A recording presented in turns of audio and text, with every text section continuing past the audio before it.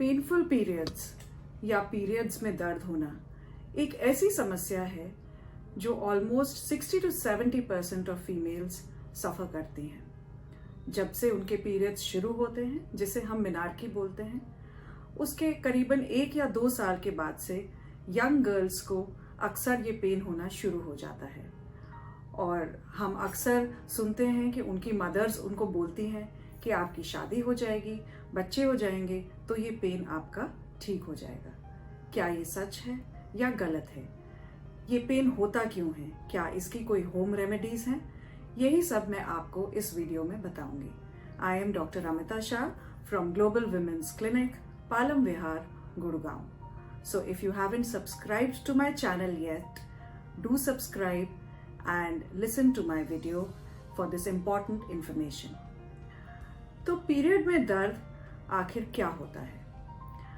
ये periodic pen, इसको हम साइंटिफिकली या मेडिकल टर्मिनोलॉजी में डिस्मेनोरिया भी बोलते हैं।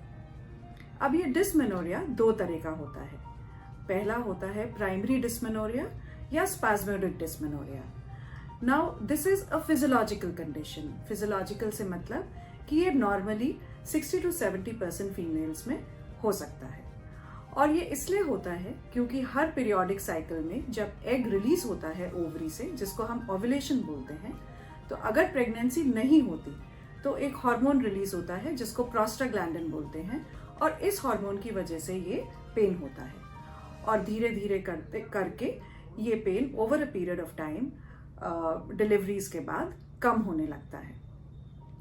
इस पेन को, लेकिन ये पेन जो होता है बहुत सिवियर नहीं होता, और आप सिंपली कुछ होम रेमेडीज करके या एनाल्जेसिक्स या पेन किलर्स लेके ये पेन ठीक हो जाता है।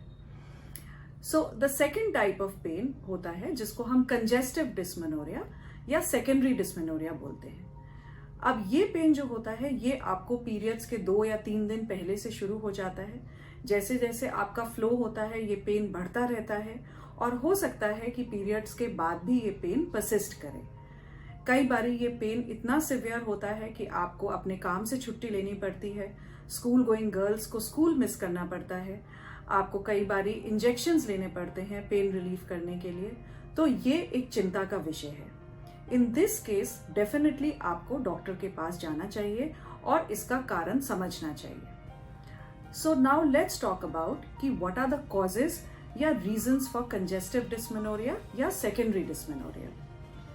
इसके रीजंस होते हैं पेल्विक इन्फ्लेमेटरी डिजीज, जिसको हम पेल्विक इन्फेक्शन भी कहते हैं, जो कई बारी जब आप अल्ट्रासाउंड कराते हैं तो एक फाइनल कंक्लूजन लिखा होता है कि PID।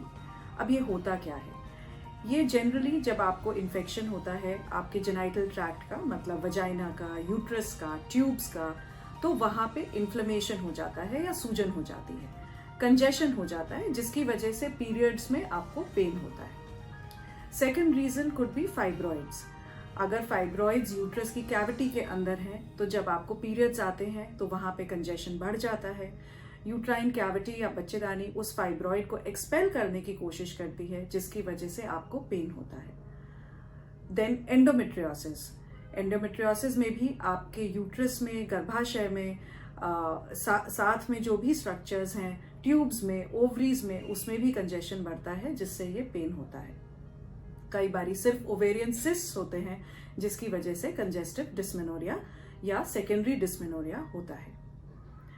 अब क्या हमारे पास कोई घरेलू नुस्खे हैं या होम रेमेडीज हैं जिससे हम प्राइमरी डिस्मेनोरिया या स्पैस्मोडिक डिस्मेनोरिया को ठीक कर सकते हैं? बिल्कुल हैं। तो सबसे पहले आप एक हॉट वाटर बैग लेके अपने लोअर बेली में रख सकते हैं। हॉट वाटर बैग रखने से आपको रिलैक्सेशन मिलेगा और पेन भी रिलीफ होएगा। सेकेंडली आप वहाँ पे लोअर बेली में मसाज कर सकते हैं। आप एरोमेटिक ऑयल्स यूज़ करते हैं या आप पेपरमिंट ऑयल यूज़ कर सकते हैं, उससे भी आपको पेन में रिलीफ मिलता है। थर्ड, आपको ऐसे फूड आइटम्स जिनसे ब्लोटिंग होती है या वाटर रिटेंशन होता है, उनको इस दौरान आपको अवॉइड करना चाहिए। फॉर एग्जाम्पल, आपको बहुत ज़्यादा कैफीन या कॉफ़ी नहीं लेना चाहिए, टी नहीं लेना चाहिए, आपको मैदा वाली चीज़ें, प्रोसेस्ड फूड, ये सब अवॉइड करना चाहिए, बल्कि थोड़ा लाइट खाना खाना चाहिए। आपको फ्रेश फ्रूट्स ज़्यादा कंज्यूम करने चाहिए, ग्रीन वेजिटेबल्स ज़्यादा लेनी चाहिए। Sometimes certain Ayurvedic medicine and घरेलू मेडिसिन जैसे कि हल्दी वाला दूध पीना या पेपरमिंट टी लेना, इन सब से भी फायदा होता है। Then acupressure also works, but acupressure के लिए आपको जो पॉइंट्स हैं जो यूट्रस पेन के लिए हेल्प करेंगे वो डॉक्टर की सलाह से ही आपको यूज करनी चाहिए।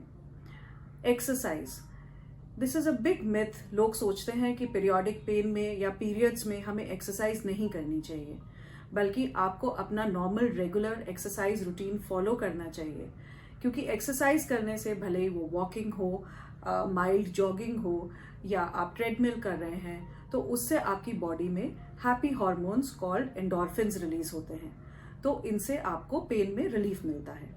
Yoga is very helpful during periodic pain. कुछ योगा के आसन्स होते हैं जैसे नी चेस्ट पोजिशन हो गया, शव आसन हो गया, इन सब से भी आपको पीरियोडिक पेन में रिलीफ मिलता है, क्योंकि आपको स्ट्रेस रिलीफ होता है, आपका माइंड रिलैक्स होता है और आपका बॉडी भी रिलैक्स हो जाता है। सो ये कुछ नेचुरल और नॉर्मल घरेलू नुस्खे हैं जो आप अपने पेन रिलीफ के लिए कर सकते हैं। कई बारी simple over the counter analgesics या जिनको हम पेन किलर्स कहते हैं, जैसे आइबुप्रोफेन हो गया, मेफ्टाल स्पास हो गया, इनको भी आप ले सकते हैं। लेकिन कभी भी आपको ऐसा लगे कि आपको बहुत ज़्यादा पेन किलर्स की ज़रूरत पड़ रही है, मतलब आप दिन में 3 पेन किलर्स ले रहे हैं, 2 से 3 दिन तक लगातार लिए जा रहे हैं, then it is a cause for concern. तब आपको ज़रूर you should visit a gynaecologist, so that जो मैंने आपको वीडियो के शुरू में बताए कंजेस्टिव डिस्मेनोरिया के कॉजेज जो आपको बताए, उनको रूल आउट करना बहुत ज़रूरी हो जाता है। So these are some helpful tips to relieve you of your periodic pen.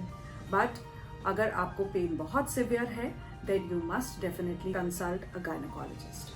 Thank you.